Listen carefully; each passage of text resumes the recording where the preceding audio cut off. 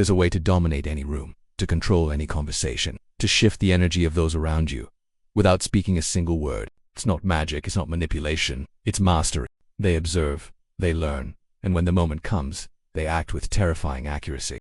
In a society addicted to opinions, those who say less often end up knowing more. They become predators in a world full of prey, not because they shout, but because they see.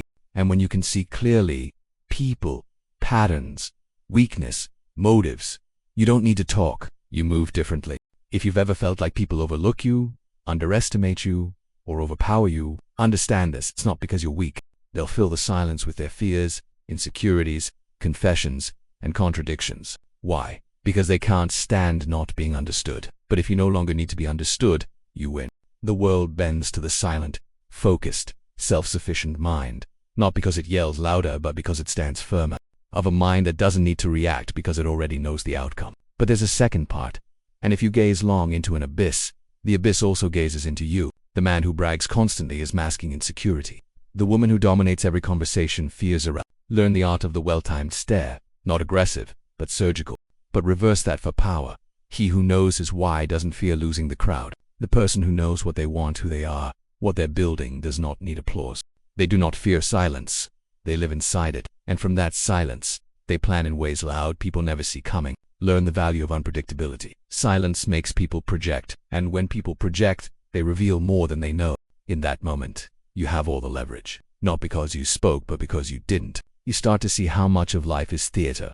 People playing roles, projecting masks, performing scripts. But once you stop playing, once you observe instead of participate, the mask falls off them, not you. The room starts reacting to you. People feel your presence and start second-guessing themselves. Why is he so calm? What is she thinking? Let the fools shout. Let the insecure posture. You remain unmoved because you are not trying to win a moment. You are building a mind that wins lifetimes. And when they do, you will already have the advantage. Nietzsche wrote, "Sometimes people don't want to hear the truth because they don't want their illusions destroyed." People will tell you everything you need to know if you just sit still long enough. Most of your battles can be won without ever raising your voice. If you just master this principle, you don't need to control others. You need to control yourself. That truth, often, is silent. You don't have to expose someone. You just have to stop feeding their illusion. Watch how fast they unravel. The Bermensch doesn't dominate by shouting. He dominates by simply not needing others. That energy is magnetic. It draws people in, then destabilizes them.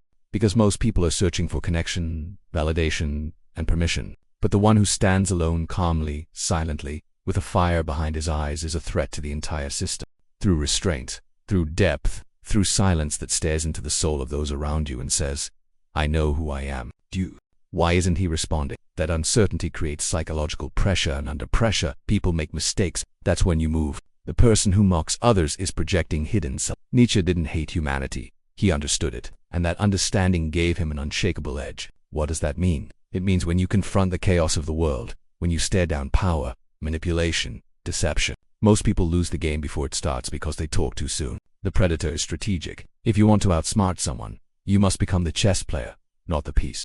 That requires restraint. They reveal their moves, their goals, their limits, all because they can't stand the silence. And you don't flinch. You become something far more dangerous than the chaos itself. You become immune to it. It's because you haven't yet weaponized your silence. Emotional stillness, the power to stand in a room full of noise and not flinch, to be questioned and not react. By training your mind to need less, your silence must come from strength, not fear.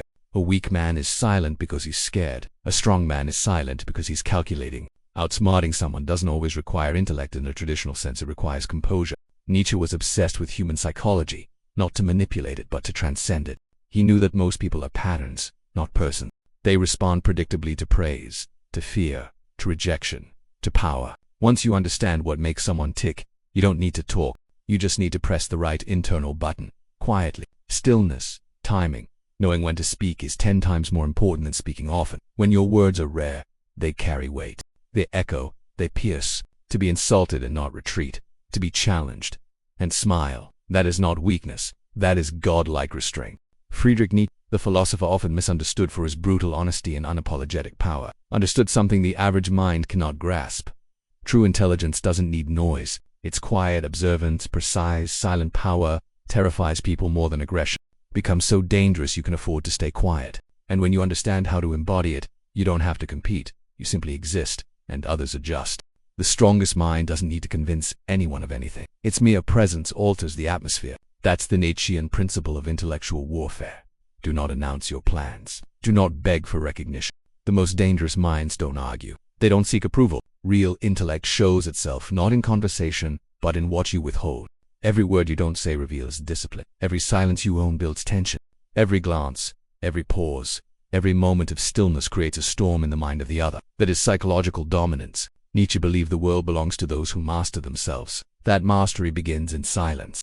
Silence, in its truest form, is the ultimate form of power, but not the weak silence of fear. No, the silence of calculation. If you want to outsmart anyone, learn this first. The loudest person in the room is usually the most insecure.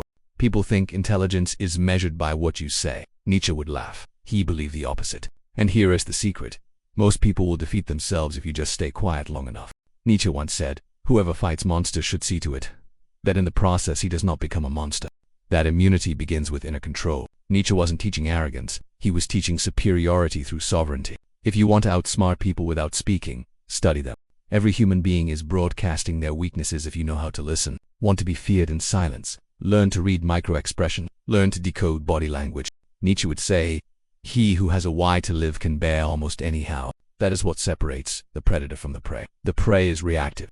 But if you train yourself to love the pause, to observe in stillness, you become untouchable. There's a reason Nietzsche admired the solitary individual, the Bemensch, the one who transcends the herd.